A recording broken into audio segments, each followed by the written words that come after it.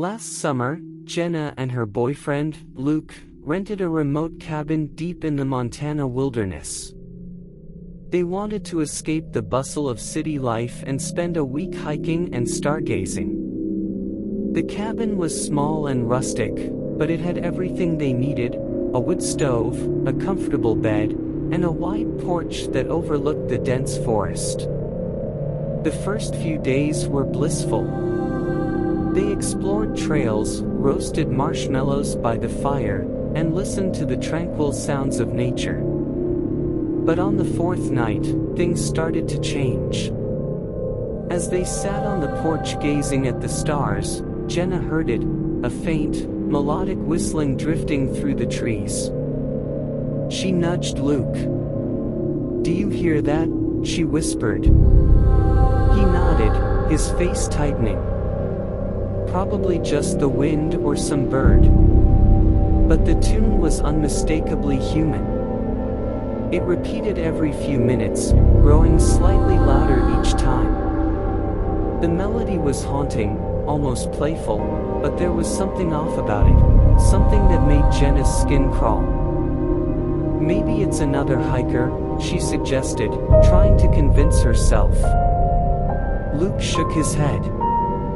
"We're miles from any trail. Nobody's out here."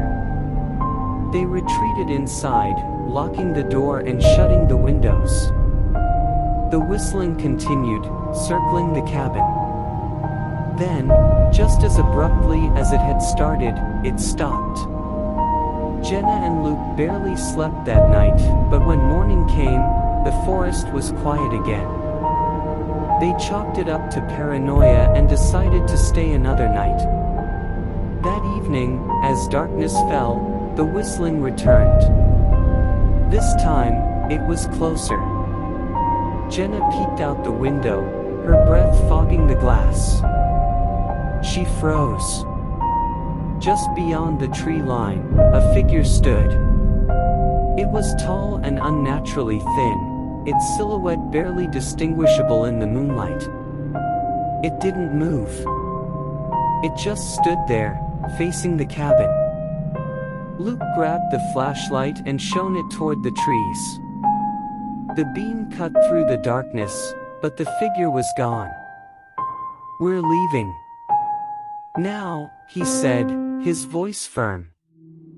They hastily packed their bags, but as they stepped outside, the whistling started again, this time, from multiple directions. It surrounded them, echoing through the trees. Jenna felt the hairs on the back of her neck stand up.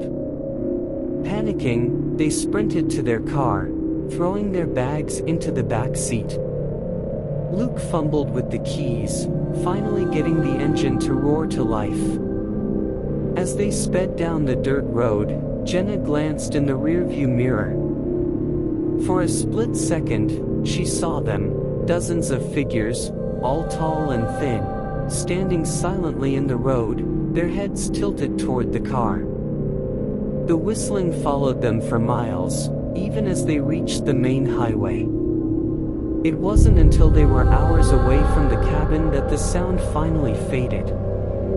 They never spoke of it again, but every so often, Jenna swears she hears that same eerie melody when she's alone at night. And she's not the only one.